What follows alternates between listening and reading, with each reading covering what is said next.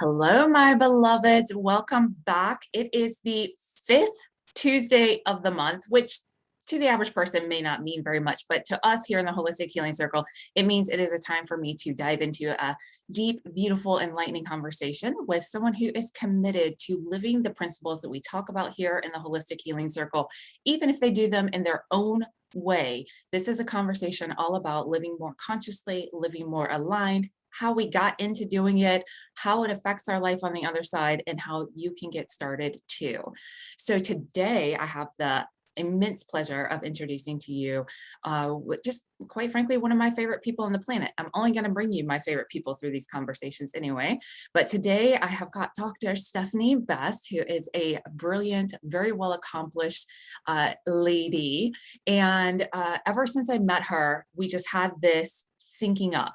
She got what I was saying. She was already doing so much of what my intention and focus is that I bring to the work that I do, not only in my own life, but with my clients as well. So much of the way that I approach life really resonated with her. So much of that she had already started to integrate into her life.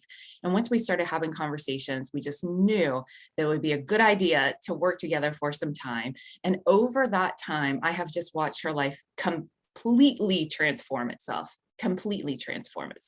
Now, she was already accomplished before meeting up with me. So again, she had a lot of goods under her belt, and it was just a matter of putting a few pieces into place. And once she started to show up faithfully, like the fear in her eye, but her willingness to move forward was just beyond inspiring and beautiful. And as I'm sure she'll tell you, I think it kind of paid off. And her commitment to following through, it kept me inspired to support her throughout the process. I watched her transform her business and her work. I watched her transform her relationship, and literally her entire life looks different than it did just probably not even 3 years ago when we first met. So when I was thinking about who to invite into these conversations, I had to ask Stephanie to come over and just share some of the thoughts and a little bit about her journey to find what it is that made it, that allowed the shifts to happen. What really allowed the shifts to happen. Because, if we just show up and we have these conversations, it's just a lot of word play. But to take these words and actually integrate them into your life, to live them day in and day out, that's a whole nother level of experience.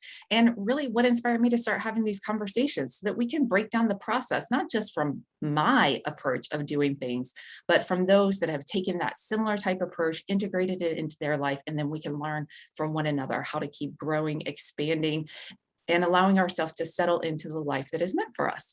So Stephanie, there's no pressure on which way to take this conversation. It usually just flows very naturally. But what I would love to know is, one, if there's anything else that you want to share, because most people watching this probably don't know you yet, haven't gotten to meet you. So anything that you feel is really important to share about who you are. And I'd love to know what it is that got you started living more consciously and aligned, because I know that you have these mindfulness principles. That was a big part of your practice in your life when we first met. So how is it that you got started living more consciously and aligned? And just tell us a little bit about yourself. Sure. So I think I got started living this way a very long time ago, but the universe has been working on me for, I think really over 20 years.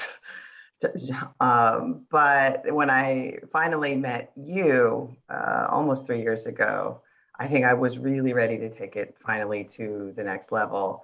But I went through just a tremendous amount of struggle in my 20s, really in my young adulthood. I'm 47 now, but in my 20s, I really struggled deeply with mental health issues, was whatever the opposite of self-care is, that's what I was doing with myself, and had gotten into a very dark place. And that was the first time that I ever reached out for help for somebody and started to find some guides. And I had a professional guide in the form of a therapist, but I also started to connect with things like yoga. And I was introduced to meditation, and my yoga teacher at that time, I believe, was one of my first spiritual teachers. Now I look back, she I'm so grateful that I came to her, because I think there's lots of yoga teachers out there, and many of them just kind of will do the physical thing, and don't necessarily adhere to yoga as a mind, body, soul sort of way of living life. And she definitely did.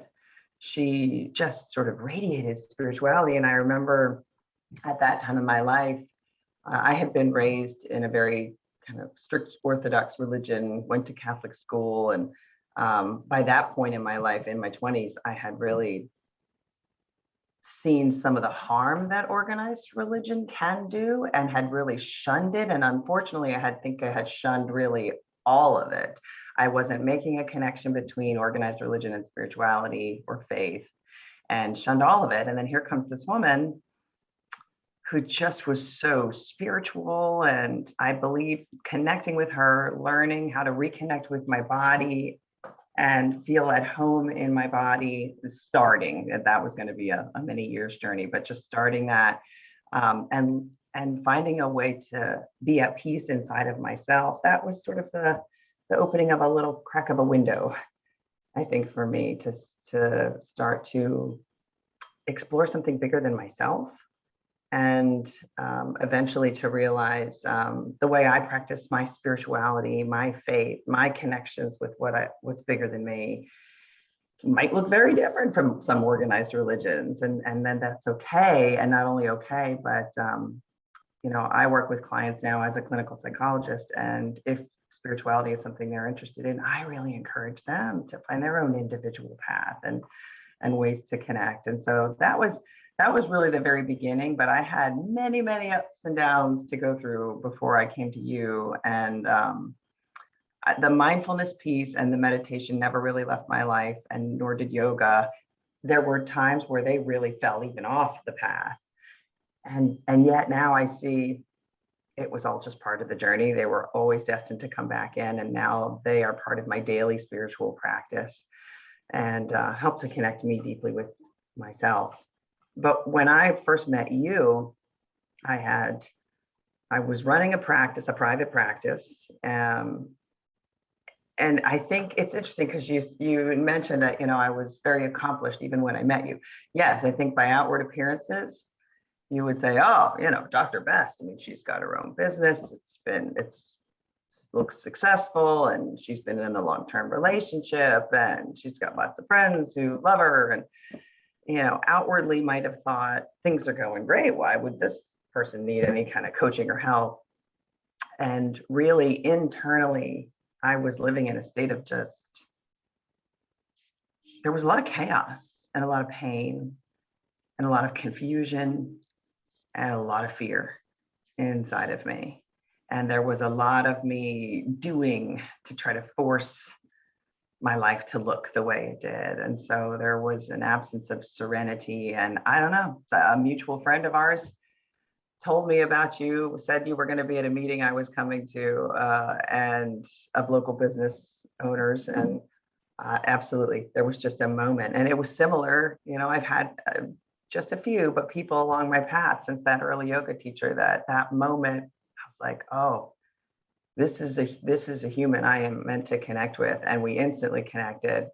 And then I felt so drawn, and I really trusted that I was meant to come have more of a conversation with you. And then we had one long conversation. I decided I need to work with this person. And I think I originally came in looking for help with just my business.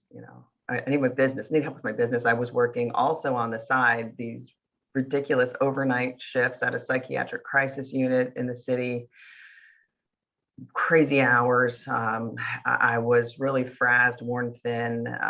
In my home, unbeknownst to anybody, there was increasingly severe alcoholism going on. And I was so busy trying to project this all is well image on the outside, while really privately so much felt like it was crumbling. And that was the state that I came to you in. But really, I think my initial message was just help me with my marketing and help me figure out who my ideal client is so I can do better with my business. And it ended up being really mind, body, soul coaching. And as you said, I mean, it is sort of amazing to think about here, less than 3 years later, absolutely everything in my life has transformed. So I'll just pause there. That was a lot, Yeah, but yeah. trying to nutshell it. Absolutely. And what I love so much, I mean, I adore you, but what I love so much about your expression, this outward appearance, this 3D knowingness of Stephanie, is that you really do embody that kind of American dream of doing the right thing, getting the education, jumping through all the right hoops, being enough outwardly so that you can progress into this settled place of life, of accomplishment, of fulfillment, of helping others. And it just doesn't always add up if you're only going through those outward motions. So what I love is that you weren't someone who wasn't aware about how the mind works. I mean, you're already a clinical psychiatrist. This is your wheelhouse and where you have focused your study. And it's not like you haven't, if only I've just gone and gotten my master's and my PhD. You had already done that. So often we look for these material accomplishments and these mile markers on the outside to make it look like we are there. And once we're there, that fulfillment, that peace of mind, that settledness within yourself just comes with the package, but not really. Not really. And so often we look to what is the thing that we think would make the biggest difference. And so often for us, it's if I just had a little bit more money. If there was just a little bit more money, I could have more ease in my relationship. We could have more flexibility. I could feel like I'm not just running in circles all the time. So how do I get more money? But really what we find is that it's not about having more money. More money can come through. However, it can't come through if there's a bunch of clogged channels and misaligned energy. So when you're trying so hard to keep it all together on the external, that sometimes that internal can get overlooked, even if you know better, even if it's just not something that's valued as high in our society, to make sure that you are settled within yourself as you're pursuing these different external things. And because we keep these conversations behind closed doors, because it's not part of the everyday conversation, we'll just take like the entrepreneurial world. When you go to networking meetings, it is not ever the conversation that entrepreneurship is this ongoing evolution and that it's an ongoing struggle and that you never know when the next thing is going to come around or fall apart. And most people who are succeeding feel like they're failing on the inside. It just looks like success outward. Nobody talks about these things. No. Nobody talks about how the dynamics of a relationship and a partnership where you know that you have that connection and there's such good stuff there, but things like alcohol or too much time away from each other because of corporate job commitments or what have you, these things, they build up and they start to deteriorate things, aspects of our life. And because we don't hold those unseen elements at we don't talk about them, we don't highlight them, we don't hold value on them within our society, things can easily get out of balance. And one of the things that people also don't realize is that, like Stephanie says, like literally, I've witnessed this. Her entire life is different than what it was. So this isn't like some dramatic thing, like literally, she doesn't live in the same place. She doesn't have the same job. She does have the same relationship, but it's like evolved to the next level. A lot of things have been cleared out. Like literally everything looks different. So when we meet someone and we're like, wow, how did you do it? We don't realize that the creation process comes with a lot of disruption and dismantling and fractioning things apart. Now, when you and I first met, I think you were already on your sobriety journey and you had already realized the importance of sobriety and gotten very interested in how alcohol affects the brain and the long-term effects of that into your life and the power of sobriety, which is also something that I'm a big believer in.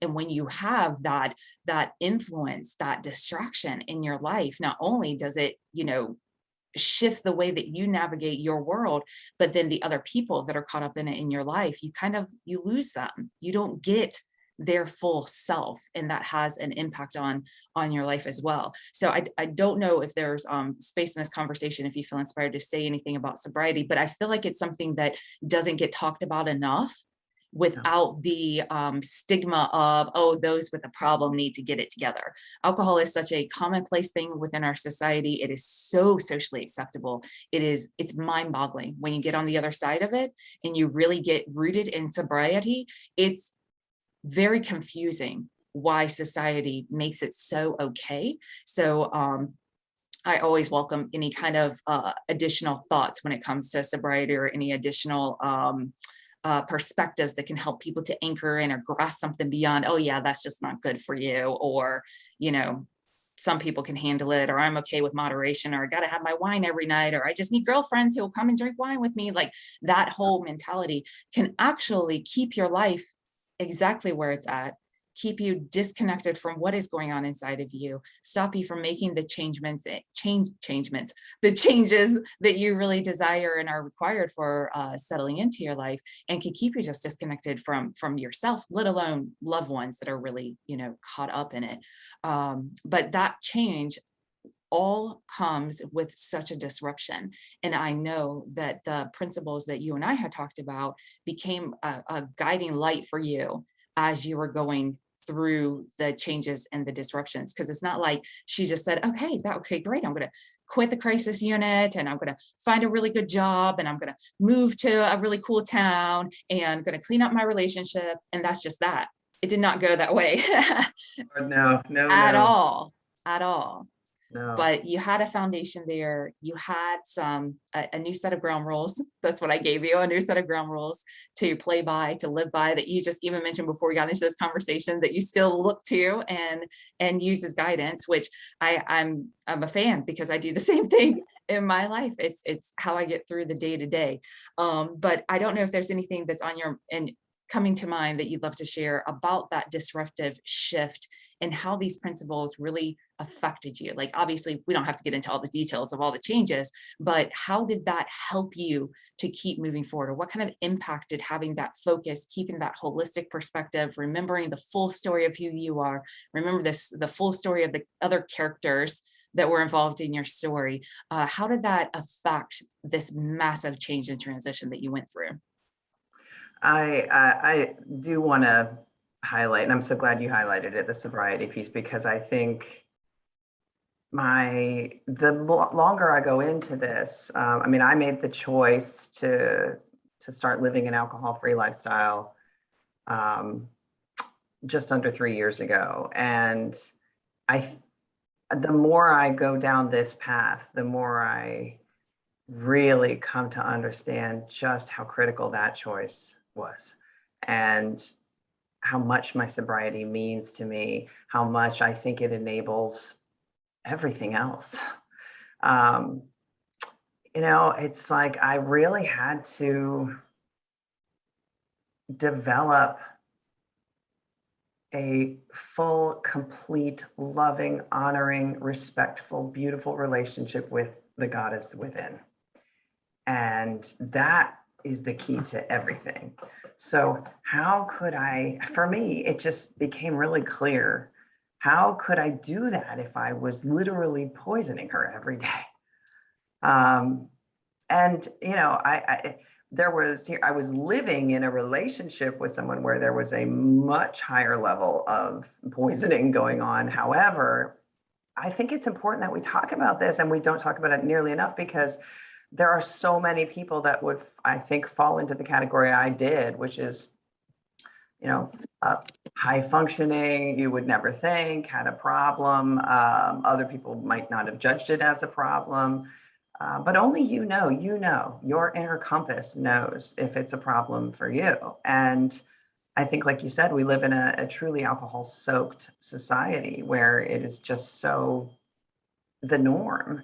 And it's sometimes only after you make a decision to cut it out and you start to see how pervasive and prevalent it is in our conversations, in our parties, in our homes, in our media. It's everywhere. And I am not here to be the crusader of alcohol is evil. I had to only use my own personal experience, which was telling me this is disconnecting me from myself. This is blocking the flow of emotion. I do believe so strongly that we're here to feel everything. And, I was preventing myself from feeling out of fear. And so one of the things that living consciously means to me is living fully conscious, eyes open, not numbed, um, you know, not putting toxic things into me, allowing all the emotions to flow, and believing that I am big enough to contain it all, and that if I'm willing to feel it, I can heal it. And really, also, I spiritually believe that, I'm in a helping and healing profession, and I do believe you helped me to understand that I'm not just healing for myself, that what I do for myself, I'm also helping to heal for others. And so when I made this choice, all the feels started really, really coming through, and it was hard. It was really hard. I think I was early in it when I first met you, my sobriety, and I shed tears the very first time I met you one-on-one. Mhm. And that pain, the depth, there was this sort of ocean that I realized I was only just beginning to explore, and it needed to be allowed to flow in order to heal.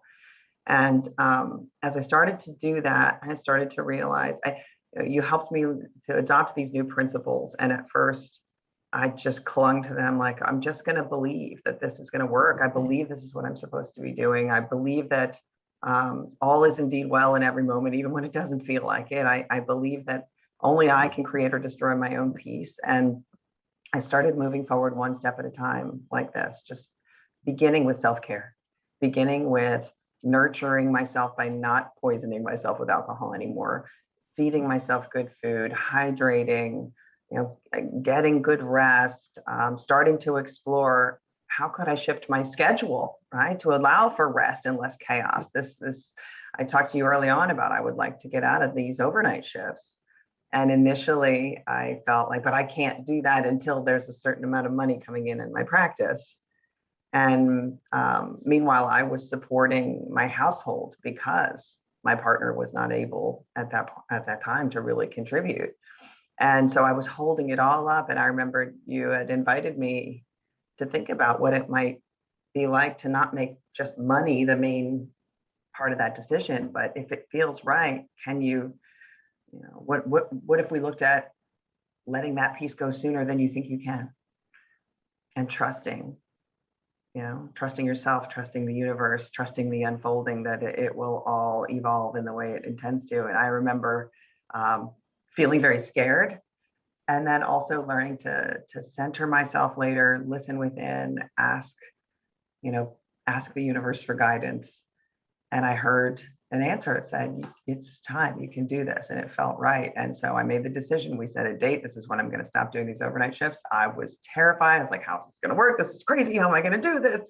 And so just that's one example, but there were so many places where, I took the leap and then learned how to build my wings on the way down in the midst of the fall. And that's been absolutely everything. And then from that basis of self-care, though, and stopping the drinking, it sort of was one decision that made everything shift in my life, but not necessarily, it didn't feel positive at first.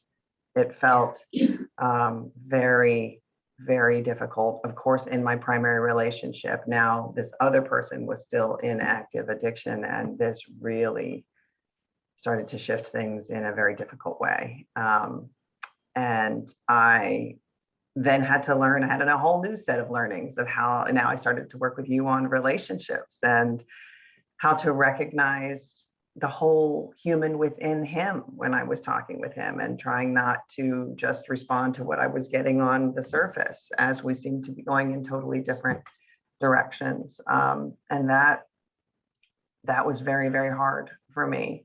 And it required a rupture in the relationship at a certain point, as you know, when the universe brought me this opportunity. I mean, long story short, you helped me to build a business that was looking more than ever what I had wanted it to be. I was even starting to look for space to collaborate with other providers of all different kinds of holistic and alternative healing services, as well as my profession, and look for a space where we could also host workshops and have yoga classes and really have a holistic and integrated healing center.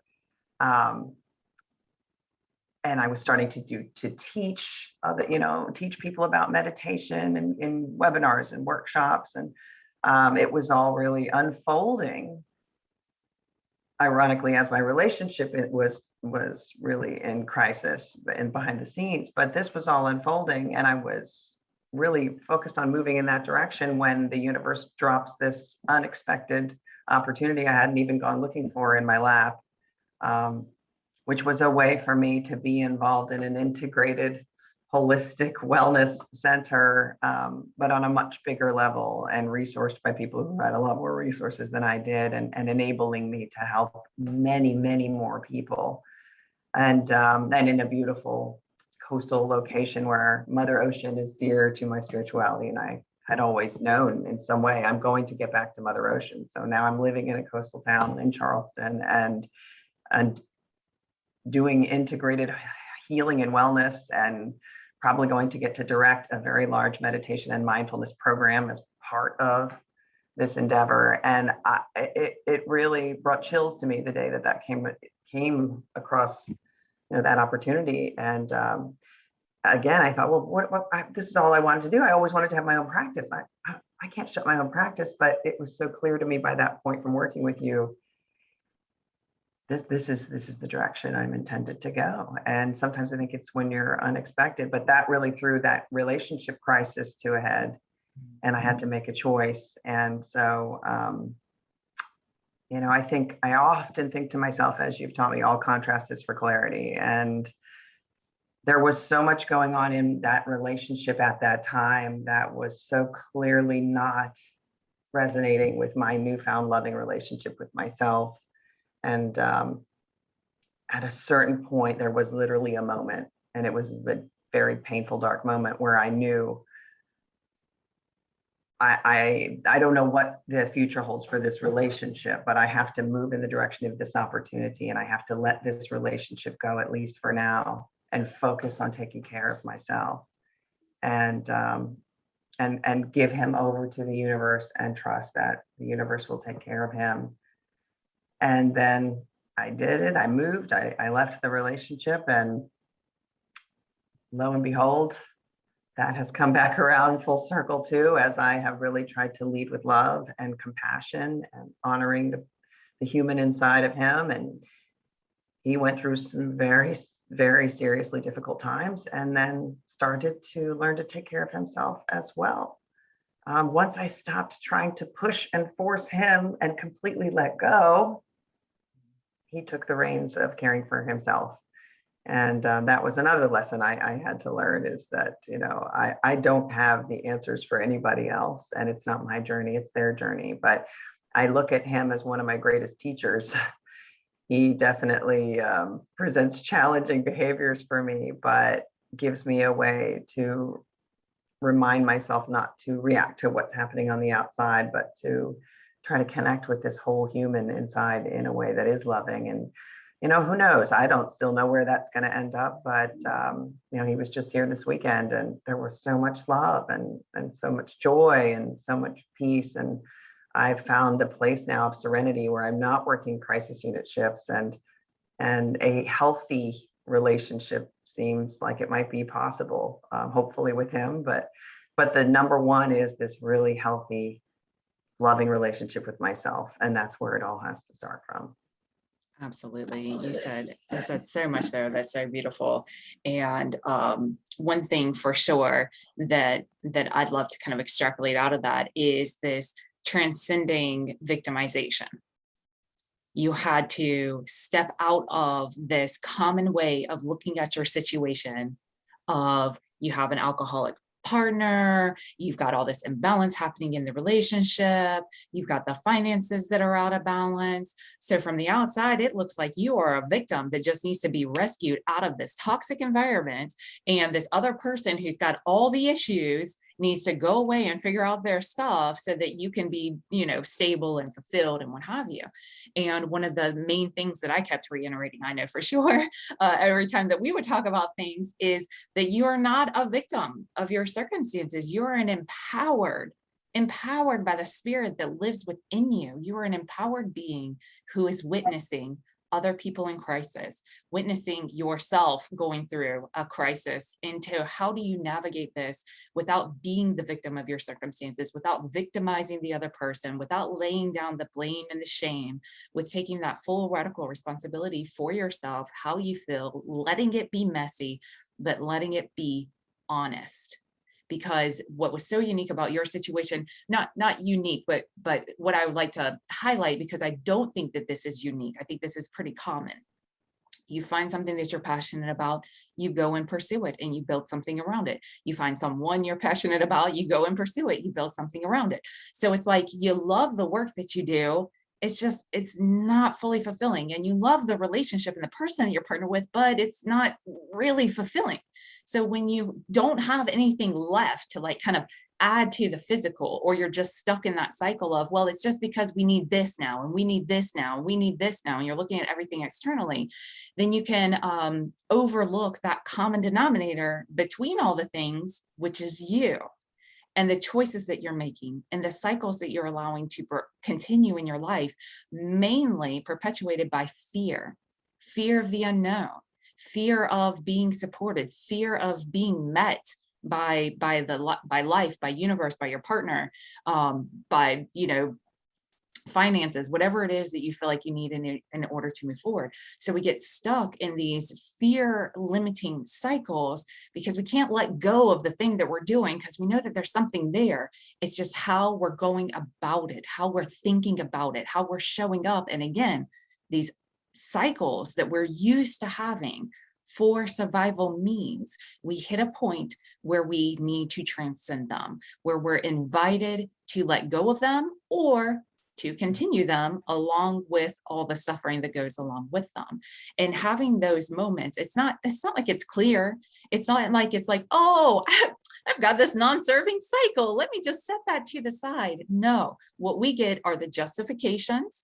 We get the memories of how things used to be. We get the projections of how it's going to be in the future based on what we've been through in the past. And we don't necessarily get handed this like crystal clear vision of exactly what we need to do. And don't worry, sweetheart, because everything's going to fall into line. It looks like complete and total dismantlement of everything that you were holding on to for security, for safety, but you were able to see that you had an autonomy within this situation, and you were able to stay connected to that more that you were craving, but detached from what it looks like, knowing that whatever came in, whatever went away, was actually going to bring you closer to this place of fulfillment or settledness or clarity, or that next phase.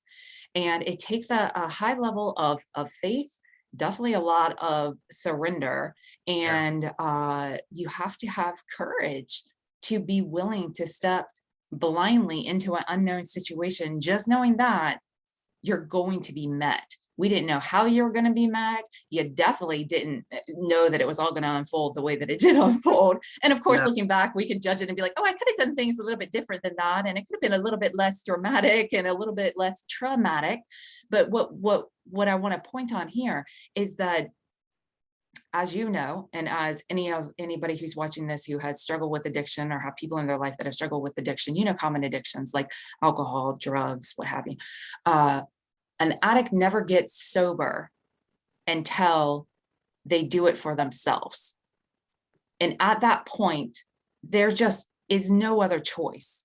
Yeah. And often, and it's almost easier to kind of like sober up from the substance that you reach outwardly and bring inwardly into your life, but to sober up from the victim cycles and the false security that hiding and limiting your self-expression and not communicating more effectively and allowing, you know, being passive and allowing other people to continue destructive cycles, all of that is something that I feel like we have to sober up from as well. And we don't do that because our friend gives us good advice, or a business coach or spiritual guidance coach like gave us a perspective. We do that when we know that we cannot continue life as we have been doing it. And we don't know. This is the crazy part. I never know what the answer is. I just know I can't continue doing what I've been doing. Oh. So stopping those cycles, they're messy, they're clumsy. Yeah. we don't do them right, but there's no wrong way to do them. It can be as simple as just speaking up where you're used to not speaking up, or going, this is just very, very like going left where you're used to going right, just making that different choice. And it's interesting because it can feel really, really daunting, but really when you get to the heart of it, that's all that's required for change, and even change within other people. It's not their change, it's our changing. They don't have to be different. Life doesn't have to be different. You have to be different. Yeah. You have to make different choices. You have to show up differently. And the different that I'm tapping into and leaning towards is one that is more free of the safety ways and the survival ways that we're used to being in Yeah. this drama and trauma filled life that we've found ourselves a part of on this planet. It's just part of it just comes with it. It's part of the territory. It's part of what happens here. But when you can start to change your cycles in your life, like just even saying, tonight's my last night of the crisis unit. I have no idea what's going to happen on the other side, but this is my last night.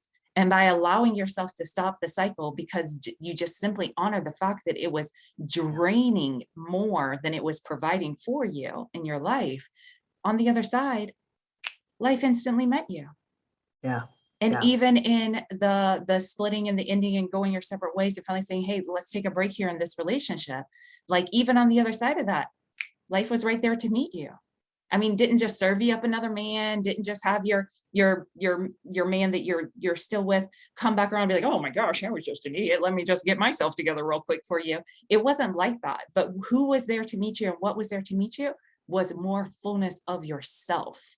Yeah. Yeah. And I realized that it's like everything happened how it was intended. And I now start to look back and see these cycles go back Mhm. to my childhood even. And, you know, relationships with caregivers, that I had back then, even that led to this adoption of this pattern of, force with will to control and just put on a smiley face and make people like you and present like everything's fine on the outside. And I mean, I've been doing that. I had been doing that for so long, and really not connecting with myself, putting everybody else's needs, just make everybody else happy, people please, to just try to get their approval, their love, their affection, assuage the anxiety within, whatever it was. But these patterns, I mean, had just come to a full head in this relationship, this most recent relationship that I left temporarily. And I had been in a relationship of some kind really since I was 14 years old. I had never really taken the time to be in a relationship with me. And so the fact that I left this temporarily and another man wasn't served up, like you said, and the pandemic hit, and here I moved to a new town. And so I don't know anyone yet. I moved for this job and we are not allowed to go out. And, I mean, it was many, many months of me living alone, but not lonely, because all of those months, it was time for me to really meet myself, to really befriend myself, and to really befriend my higher power. And, me, myself, and my higher power, we really got to know each other because of the way that all went down, the way it was absolutely intended, I believe. So many hours, day in, day out, month after month, just with me and my higher power. And on the other side of that emerged someone who I know I'm my own best friend. I don't know what life is going to serve up moving forward, but I know that between me and my higher power, we got this.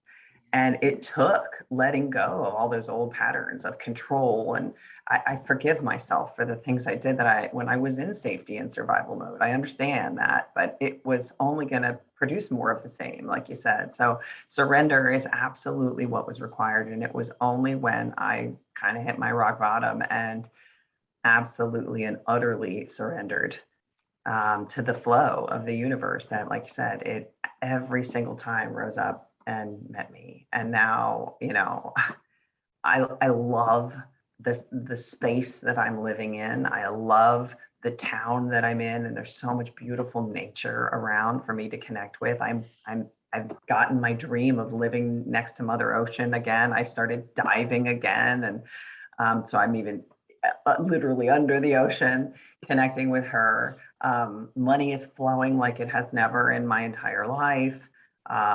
Love, I'm closer with my family and friends emotionally than I had been before. And I really feel like, and this is going to be, I think, a lifelong process, but I'm living much more authentically as me, and that's it's such a gift. I mean, it's an unbelievable gift that and just has built my faith so strongly that surrendering to the flow and trusting that the universe will give you everything that you need to evolve and grow and thrive.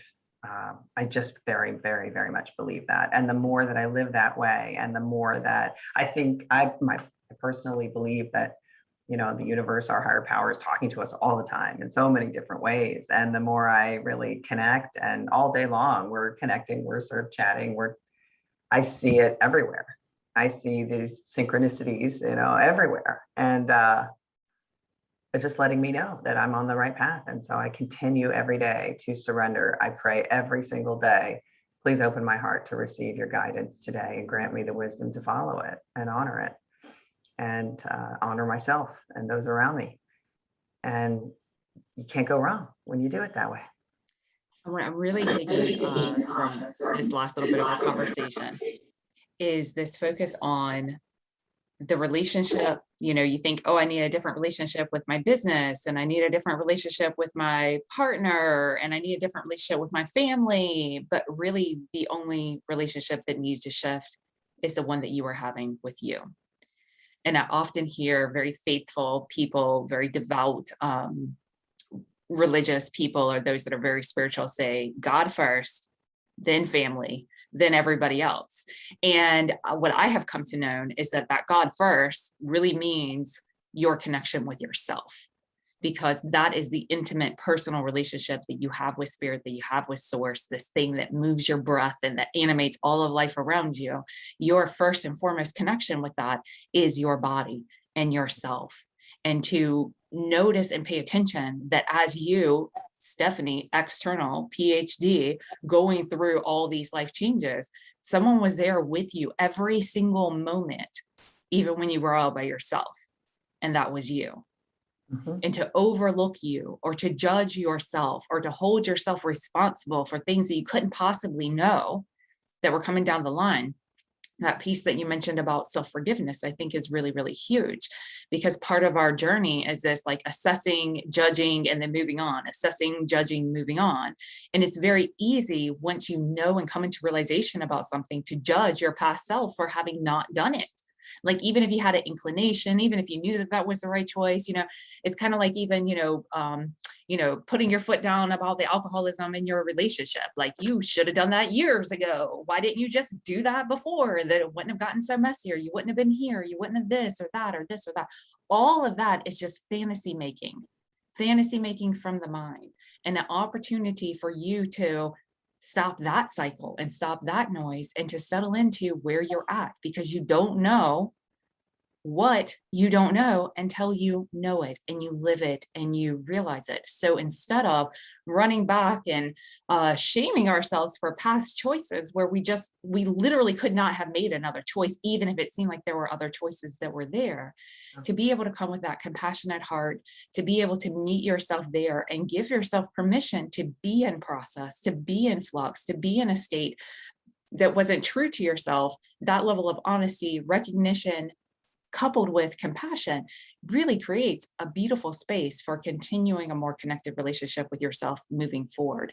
And when we keep that relationship first, it could, again, it's easily judged on the outside. Oh, your relationship with you is the most important thing. Well, isn't that a bit narcissistic or selfish or self-centered? But really, if you are at odds with yourself, how are you ever going to be aligned with those that are around you? How could you No. ever really open yourself up to receiving at the level that you came here to receive, which is why you know and crave that more. Because if you're not living your fullest, most authentic expression of yourself, you're going to be wanting and craving more. And even Mhm. moments of being in that authentic self, there's still moments of there's more, right? Because that's what keeps us Yeah. moving Yeah. forward. But really, the magic I have found, and I think that you'll agree with me, it's not in this reaching and grabbing and changing of all this physical environment.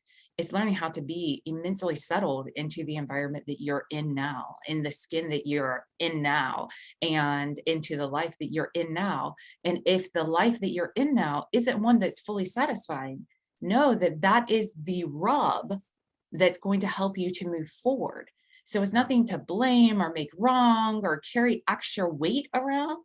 It's something to recognize as, if this is wildly dissatisfying, then it is obviously something that's temporary. Mhm. It's not something that's going to be here for forever. So, what is something that I could do if I knew that change was on the horizon? If I know that I'm going to be met? I mean, I've heard this a lot over this last couple of years, people making decisions, compromising their values and their beliefs for security or false security, or someone guaranteeing security that cannot be guaranteed externally. But to be able to really focus and align with your truth and make that next step, knowing that life's going to meet you, it can definitely be daunting, but that willingness to do it. And once you've kind of tipped those scales, Yeah. once you've gotten some results, some of that material satisfaction on the other side of just seeing like, oh, well, one, I survived. Two, the other people survived too. And three, life's gotten kind of better, Yeah. then it can give you the confidence, even though it's still always scary. I mean, I'm like pretty much terrified every day of my life. There's things that frighten me every Yeah. day, but I challenge myself to face that head on, to settle into it, to look at it until I can shift it into a more settled place. So it's not about, just getting everything right. It's not about, oh, here's the one answer. It's, to me, settling into the unfoldment and what drives that ability to stay alignment and to stay in that curiosity and to stay in that experimental, exploratory curiosity state. It really comes down to that relationship that you have with you. When you Yeah. trust yourself impeccably, I trust myself to even get things wrong. Mhm. So I don't even have to get them right. I can get them wrong. I can get them messy because I've got, well, one, a lifetime of proof and evidence that I'm going to survive on the other side of it. But that knowingness that I'm going to be okay and that I don't have to have the answer and I don't have to get it right. I just have to do something different. Yeah. And in that being different and choosing different, it allows for different to happen externally. I don't know if you have any thoughts that you want to share on that, but I'd love to hear that. And I also want to know if someone's watching this and they're like, I really love everything you're saying. I've got some of these same struggles going on in my life. I don't even know where to begin, but I like everything that I'm hearing. What would be like a first step process or how to begin this journey for someone who's really ready to stop waiting for all their relationships to change, stop waiting for all this physical to change and say, okay, I've got me that I'm going to go through everything with.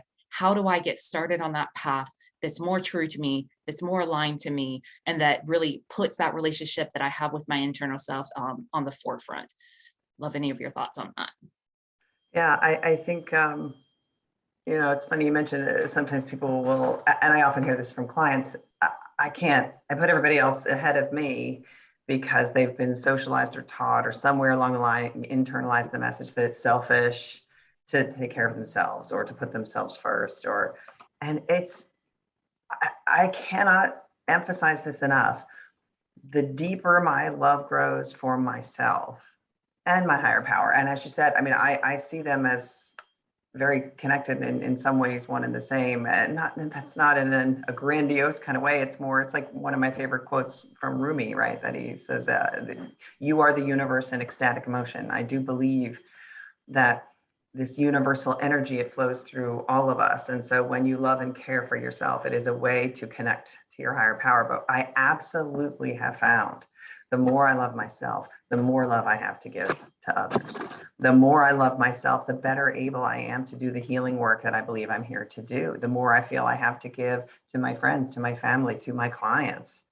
It is like I am feeding and filling the wellspring within, and therefore there's so much more to give. So I will say that. And I think in terms of, where to start, I mean, it can be as simple as remembering the child inside. I mean, I think about this all the time that I talk to, for years now, actually, I think it was maybe since I started working with you early on, I put a little photo of my child self as my wallpaper on my phone.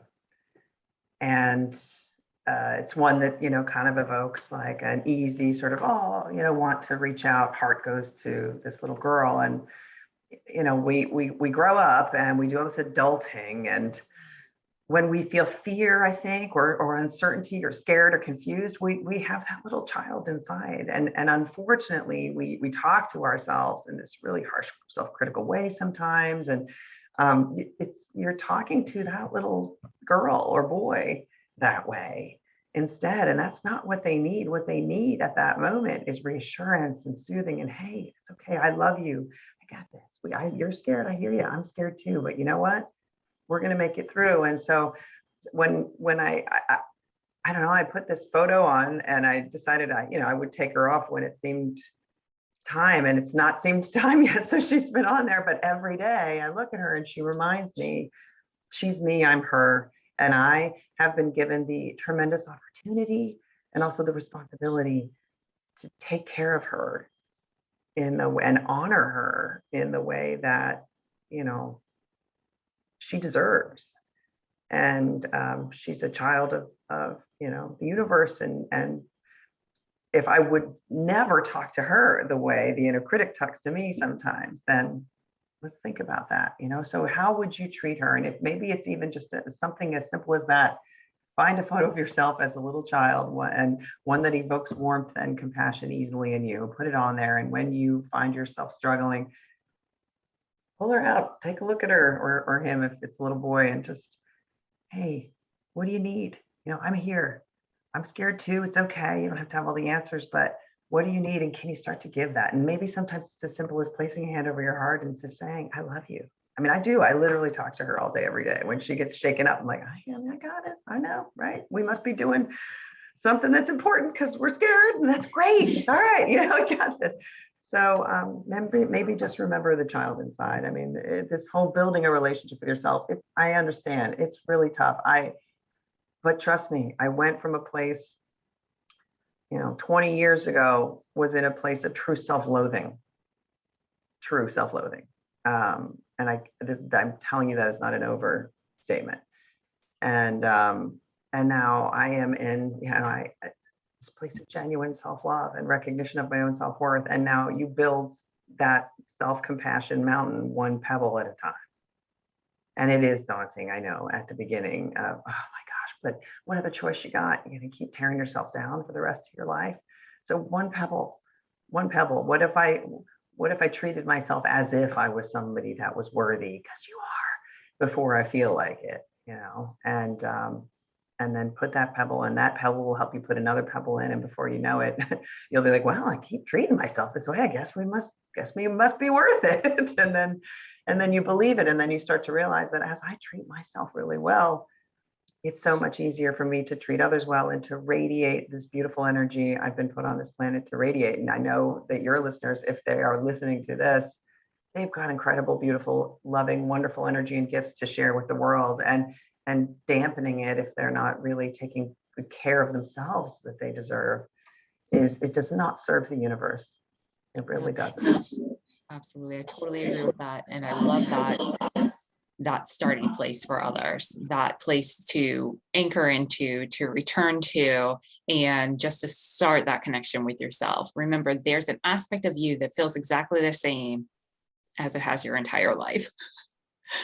When you were 8 years old and playing in that bush outside of your parents' home in the backyard, whatever that was driving your decision making, that was inspiring your creative imagination, that still is the same one that's inside of you, exactly the same way that it always has been. and I heard this said the other day, but now I'm like kind of taking it to another level within myself, is that we are all children in the eyes of the universe. If you really think about the lifespan of the universe, 47 ain't nothing. 47 is a wee babe amongst this gigantic unfolding that started long before us and will keep going long after us. So to really look at that, like you could never, just like at 8 years old, you have no idea where you're going to be at 47. The same thing at 47, you got no idea where you're going to be at 65. Like you have no idea where you're going to be at Thursday. Quite frankly, you know what your schedule says, but really, we don't know what happens next. So every single day, we truly are approaching life through the eyes of a child of the universe, a child that has been dropped into this timeline, and you're just at a little bitty piece of it. And our society will perpetuate a story like you should have it all figured out by some certain time, and you got this limited time, and you got to get it all in and get it all figured out and stop messing it all up. But if you can allow yourself some grace and some space and some time to just reflect on that, there's no way you could see what's coming down the line, just like there's no way that little newborn baby could have any idea of what's to come down the road. So give yourself that same grace, allow yourself to see yourself as a child, even if you are a grown woman. You know, we kind of fluctuate between I'm grown, I do what I want, and I don't know what I'm doing. I'm just a little child who can't figure this out. I just happen to have a husband and a child and a mortgage, and you know, this big responsibility put on this very tender aspect of ourselves. I think that that is a beautiful place for you to start, and really all that you need, all that is required, for the journey to more is desire. And desire really is the gift of this plane. That desire, that urge, that craving to move forward, it's all that's needed. It's the greatest gift. And being able to unpack that desire, being allowed to trust yourself to move towards that desire, and staying aligned with the fact that this too, or something better, will be delivered to you.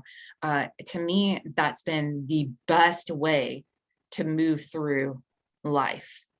It doesn't stop all the drama and trauma. It doesn't make everything easy. I wish No. that it did. But amongst all of that, I have been able to tap into an ease within myself that nobody else can provide for me, no matter how challenging, daunting, or needing to change the life around me or the characters in it currently express themselves.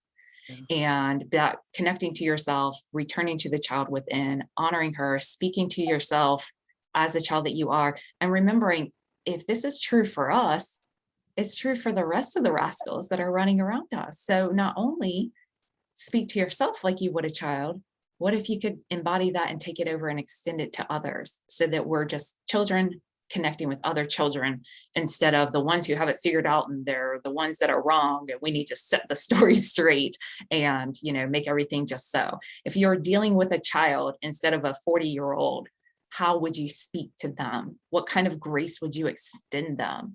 And why not experiment with starting with that grace, and then see where that leads on the other side. I have loved this entire conversation. We have hit all the marks that I had intended to hit. Are there any final thoughts that you would like to say before we close out this conversation and move on with our days? I just want to, especially as we come up on the Thanksgiving, express such sincere gratitude to the universe for, you know, bringing our paths together. And I'm grateful to myself for having the wisdom to follow that instinct. And I'm so grateful to have you in my life. I miss you now that I'm no longer in the same town, but I know our hearts are connected. And to, you know, anyone that is listening, just open up and give these principles a chance to flow and operate in your life, because I think there's real magic to be had in them. And I just wish everyone listening peace, love, and wellness. I love that. Love that so much. And yes, anyone who's listening, if you haven't already, if you're not already aware about it, I have a holistic healing circle that I facilitate. I started it in 2020 and kept it going through 2021. I'm going to keep it going through 2022 as well. And what we're doing the past 2 years, I've taken people through the 12 levels of holistic restoration, just given just a complete bare bones breakdown of the process to go through step by step so that you can stay in this connected space and return to it whenever you find yourself out of it. I showed all those levels. I've showed how to integrate them into your body, into your relationships, into your relationship with life and your abundance and your receiving. So for 2022, we're going to be going to the foundations. We're going to go back to the very beginning of the foundation that sits underneath all of these principles. So those that are new to the journey and really wanting to dive into it for the first time will have some beautiful guidance there. And those that have been on the journey for a while and need to just work on those foundations to like have that little refresher in the mind, like, oh yeah, we got to put down these layers before we can hop into this other one.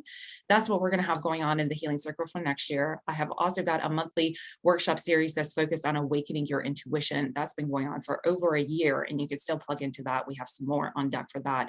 So my point in sharing this is that there's guidance there. If the guidance that I offer is something that resonates with you, I encourage you to check it out, set up a one-on-one conversation with me, and we can explore where you're at and if what I have to offer is the best fit for you or not. And if someone else has been calling to you and this conversation is reminding you to go check out their stuff, then go check out their stuff, give them a call. You don't have to do this alone.